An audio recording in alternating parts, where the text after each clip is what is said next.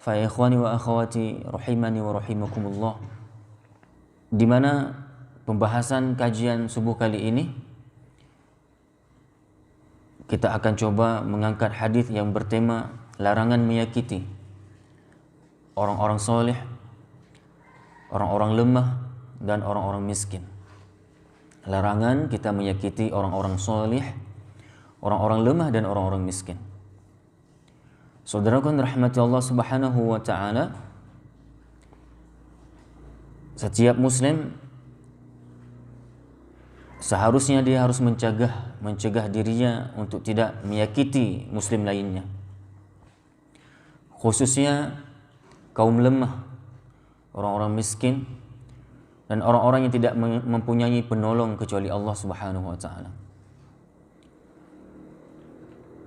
Di dalam Al-Quran surat Al-Ahzab ayat ke-58 Allah berfirman, "Walladzina yu'dzuna al-mu'minina wal-mu'minat bighairi maktasabu faqad ihtamalu buhtanan wa itsman mubina." Walladzina yu'dzuna al-mu'minina wal-mu'minat, dan orang-orang yang menyakiti orang mukmin baik laki-laki ataupun perempuan, bighairi maktasabu, tanpa ada kesalahan yang mereka perbuat, faqad ihtamalu buhtanan wa itsman mubina, maka sungguh orang yang suka menyakiti hati orang-orang yang beriman itu, apakah yang mereka sakiti itu adalah orang-orang yang beriman dari kalangan laki-laki ataupun perempuan, maka sungguh orang itu telah memikul kebohongan dan dosa yang nyata. Dia sudah memikul sebuah kebohongan dan dosa yang nyata. Apa makna memikul kebohongan di sini? Iya, karena dia telah menyampaikan berita ataupun memberitakan sesuatu tentang orang-orang yang beriman tadi, baik laki atau perempuan, dengan berita yang tidak benar. Dia telah mendustai orang-orang yang beriman tadi dengan menyebarkan berita-berita hoax, berita-berita yang tidak ada kebenarannya, berita-berita yang mengandung kebohongan, yang sehingga tersebar luas berita ini yang berakibat kepada banyak dari kalangan kaum muslimin yang lain membenci, menyakiti, ikut menyakiti hati orang-orang yang beriman ini, disebabkan kebohongan yang disebarkan. Kemudian sungguh orang yang melakukan hal yang demikian, dia telah memikul dosa yang sangat nyata. Faqad ihtamalu buhtanan wa itsman mubina.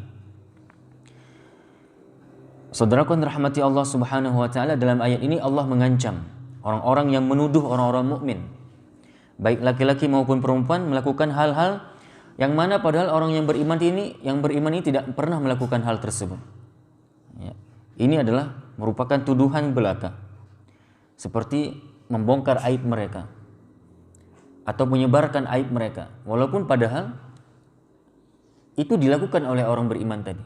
Namun juga dilarang oleh Islam untuk menyebarluaskan aib, keburukan yang dimiliki oleh orang beriman. Apalagi yang disebarkan itu adalah bukan hanya sekedar berita yang memang benar dilakukan, namun itu adalah sesuatu yang tidak pernah dilakukan oleh orang beriman itu sendiri. Setelah mereka menyebarkan berita bohong, mereka membongkar juga misalnya aib orang beriman, ini sungguh dia telah melakukan dosa yang sangat besar. Dan orang yang seperti ini, orang yang suka menggunjing, menyebar luaskan aib, memberitakan berita yang tidak benar, berita bohong, ya. Orang-orang yang seperti ini nanti akan diberikan siksa, pastinya dengan siksa yang sangat berat di akhirat. Allah mengancam mereka dengan kalimat wail. Wail, apa arti wail? Kalau kita lihat terjemahan, wail itu adalah celaka. Namun kalau kita buka tafsir, salah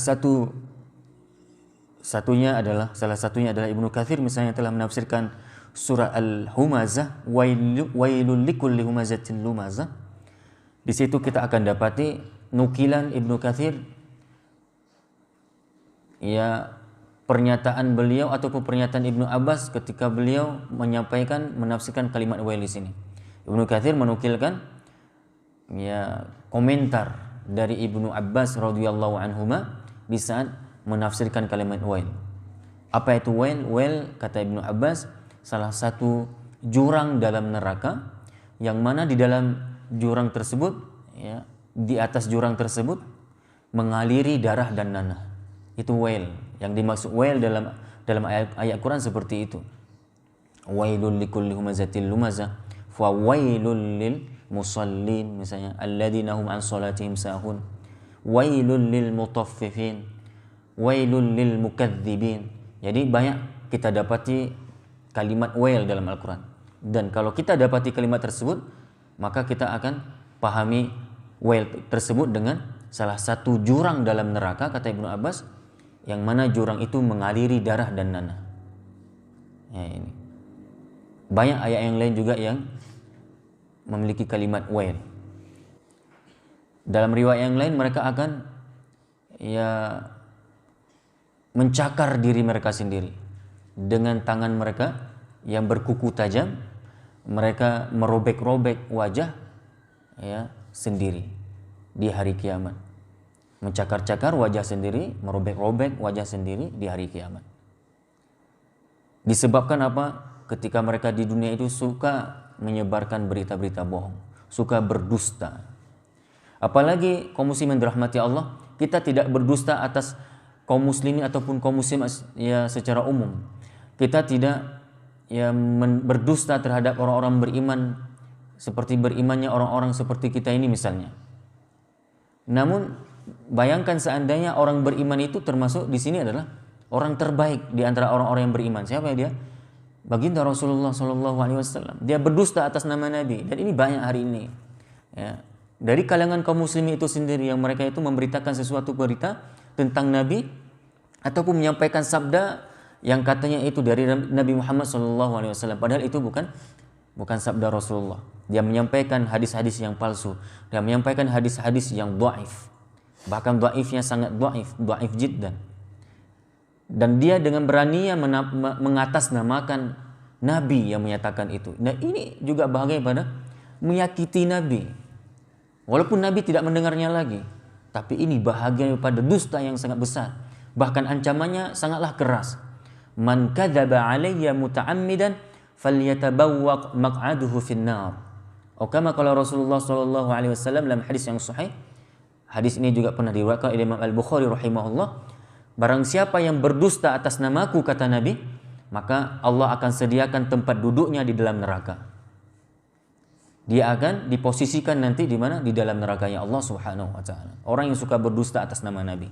Berdusta atas nama Nabi, menceritakan tentang kehidupan Nabi yang Nabi tidak pernah melakukan perkara-perkara tersebut misalnya. Dia menceritakan perjalanan hidup Nabi yang Nabi tidak pernah melakukan hal itu di dalam kehidupannya. Dia bicara tentang sirah nabawiyah misalnya, dari kehidupan Nabi, yang itu adalah bahagian pada cerita-cerita yang tidak benar. Dia sampaikan hadis-hadis yang disandarkan kepada Nabi, padahal hadis itu jelas ada bohongnya. Hadisnya palsu misalnya, hadisnya dhaif.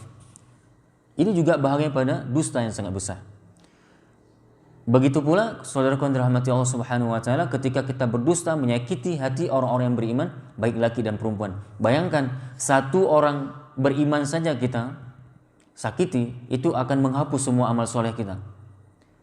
Ya, satu orang yang kita sebarkan fitnah terhadap dirinya, satu orang saja, kita mencacinya, kita menggunjingnya, kita menebarkan aib yang ada pada diri seseorang yang beriman itu, satu orang saja, itu akan menjadikan seluruh amal soleh yang pernah kita lakukan, apakah itu amal solat kita, amal puasa kita, amal haji, zakat, dan seterusnya dari amal soleh yang pernah kita lakukan akan diberikan kepada orang yang pernah kita gunjing, yang pernah kita fitnah. Namun kalau memang kita tidak memiliki amal soleh yang banyak, kira-kira apa yang akan kita berikan kepada orang itu? Maka dalam lanjutan hadis, dosa orang yang pernah kita sakiti, dosa orang yang pernah kita gunjing, kita gibahi, dan pasti orang yang kita gibahi ini juga memiliki banyak dosa. Yang mana manusia tidak pernah lepas pada dosa. Nah, orang ini yang sudah memiliki dosa ini akan diberikan kepada orang yang menggunjing tadi. Di saat dirinya tidak sanggup memikul dosa dirinya sendiri, di saat dirinya itu tidak sanggup memikul kesalahan-kesalahan yang pernah ia lakukan semasa hidupnya di dunia. Di saat itu pula dia harus memikul dosa orang lain. Coba. Itu kalau satu orang yang dia gibahi. Bagaimana kalau dia gibahi itu satu kaum muslimin, satu kampung? Maka sungguh berat siksa bagi orang yang suka gibah. Dan tidak ada mulut yang paling bau, yang paling busuk yang dimiliki oleh manusia, melainkan mereka adalah orang-orang yang melainkan mulut-mulut yang dimiliki oleh orang-orang yang suka berghibah. Kenapa? Karena mereka adalah suka makan bangkai. Mereka suka makan bangkai manusia. Suka makan daging mayat manusia. Kanibal. Mereka itu manusia pemakan manusia. Ini si tukang gunjing. Maka dari itu sangatlah berat pasti pertanggungjawaban bagi orang-orang yang suka menyebarkan berita-berita yang tidak benar tentang kaum muslimin. Apalagi tentang kaum muslimin itu tentang keadaan kaum muslimin secara umum di dunia muslim, misalnya seperti yang ada di Filistin. Kita beritakan berita hoax tentang muslim yang ada di Rohingya. Kita sebarkan berita-berita hoax tentang ada muslim yang ada di Uighur misalnya. Ya, sungguh kita telah memikul dosa yang sangat banyak, besar. Ya, ini. Kemudian dalam ayat yang lain Allah Subhanahu wa taala juga berfirman dalam Quran surat Duha. Ayat ini sudah kita hafal semuanya. Di mana dalam ayat tersebut Allah menyampaikan fa ammal yatima fala taqhar wa ammas sa'ila fala tanhar. Maka terhadap anak yatim janganlah engkau berlaku sewenang-wenang. Janganlah engkau menghardiknya. Wa ammas sa'ila fala tanhar, dan kepada yang mereka suka ataupun ya meminta-minta kepadamu janganlah engkau menghardiknya. Kalau ada orang yang meminta sesuatu keperluan kepada kita dari keperluan finansial dia, maka kalau memang kita sanggup memberikan, berikan dengan ikhlas. Kalau memang tidak sanggup, jangan caci, jangan hardik, jangan kata-katain yang bukan-bukan.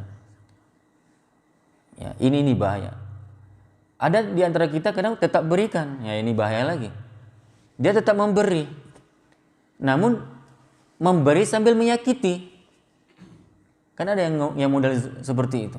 Dia kasih ya kasih, tapi sambil merepet. Orang yang seperti ini hilang pahala sedekahnya.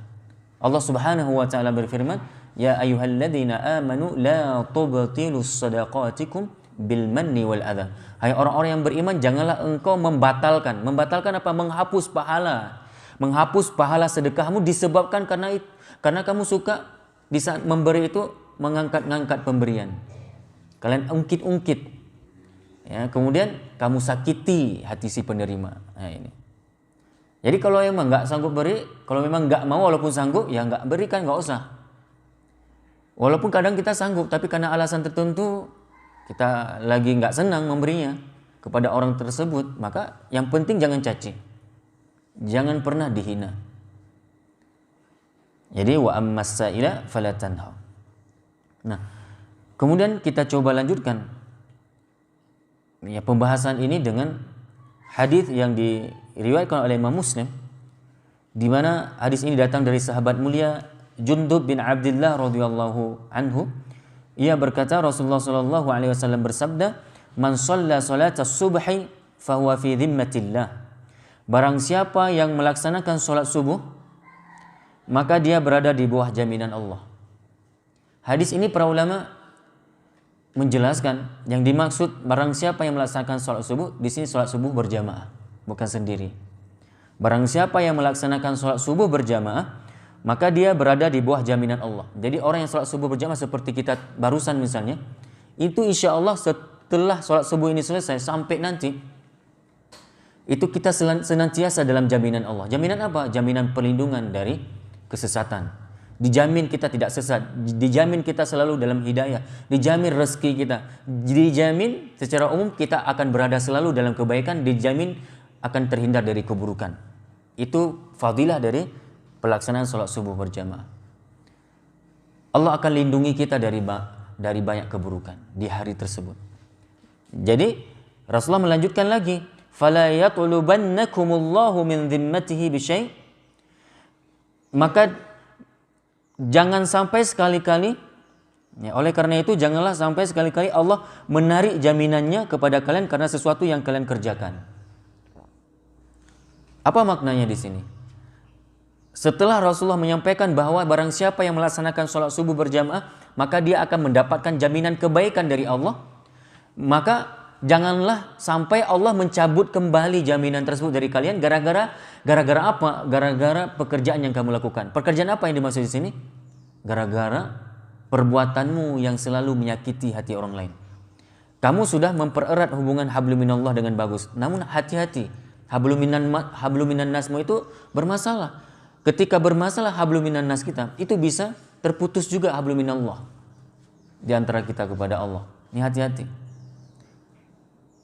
Makanya Rasulullah sampai mengatakan apa? Fala yatlubannakumullahu min dhimmatihi bi syai'. Jangan sampai Allah mencabut kembali jaminan yang telah Allah berikan kepada kita. Dengan apa? Dengan ya pekerjaan yang kita lakukan, dengan dosa yang kita lakukan. Dan di sini dimaksud apa? Ketika kita suka menggunjing, mencaci, menggibahi, menebarkan aib saudara kita. Di saat itu maka akan terhapus ya pahala yang telah pernah Allah berikan kepada kita. Dan ini bahagia pada jabaran hadis tadi bahwa orang-orang yang suka memfitnah, menyebarkan berita yang tidak benar, Allah akan mengambil pahala amal solehnya semuanya akan diberikan nanti kepada orang yang menjadi korban gunjingan, korban fitnah ya ini. Termasuk dalam hadis ini Allah akan cabut balik bahasanya, jaminan kebaikan tadi.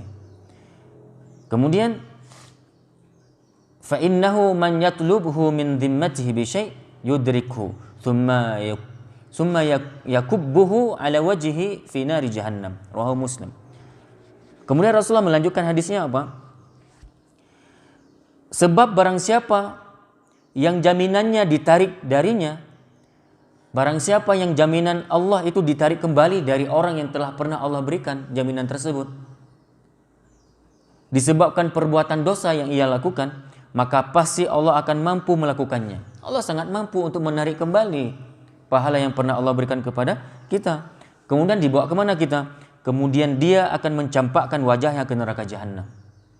Hadis ini sekali lagi kami sampaikan bahwa hadis yang berhubungan dengan larangan menyakiti orang beriman. Karena Imam An-Nawawi rahimahullah dalam kitabnya Riyadhus Shalihin ini menjadikan ini bahagian daripada penguat pembahasan beliau dalam bab ini. Yang dimaksud Allah mencabut balik jaminan yang telah pernah Allah berikan kepada orang tadi, yaitu jaminan kebaikan. Itu apa penyebabnya? Penyebabnya adalah karena dia menyakiti hati orang-orang beriman. Jadi hadis ini pertama motivasi nilainya. Motivasi untuk supaya kita melaksanakan sholat subuh berjamaah. Namun di samping itu pula ada peringatan yang harus kita perhatikan. Apa itu? Jangan sampai pahala yang telah Allah berikan kepada kita ini berupa jaminan kebaikan gara-gara disebabkan pelaksanaan sholat subuh berjamaah kita yang kita lakukan secara rutin mungkin setiap hari, dicabut balik, diambil, nggak dianggap, disebabkan perbuatan dosa kepada sesama muslim. Perbuatan dosa seperti apa yang terhadap sesama muslim yang dilakukan banyak orang hari ini adalah ya gunjing, ghibah, menyakiti hati orang lain ya. Hadis ini diriwayatkan oleh siapa? Hadis yang diriwayatkan oleh Imam Muslim rahimahullah. Jadi ini dulu yang dapat kami bahas pada kesempatan kali ini. Kajian singkat, kajian rutinitas kita pada subuh ini, mudah-mudahan ada manfaat. Maka dari itu kami ajak kembali kepada kita semuanya untuk sama-sama kita menjaga lisan. Kita harus cukup pandai menjaga lisan kita. Ya, lidah yang tanpa tulang ini. Karena apa? Rasulullah juga pernah menyampaikan dalam hadis yang lain, kebanyakan penduduk neraka itu penyebabnya adalah disebabkan lisan dan maaf cakap dan kemaluan. Disebabkan lisan dan kemaluan. Wallahu a'lam bishawab. Inilah yang dapat kami sampaikan pada pertemuan kali ini. Mudah-mudahan ada manfaatnya. Kita padai dengan doa kafaratul majlis. Subhanakallahumma wa bihamdika asyhadu an la ilaha illa anta astaghfiruka wa atubu ilaik. Wassalamualaikum warahmatullahi wabarakatuh.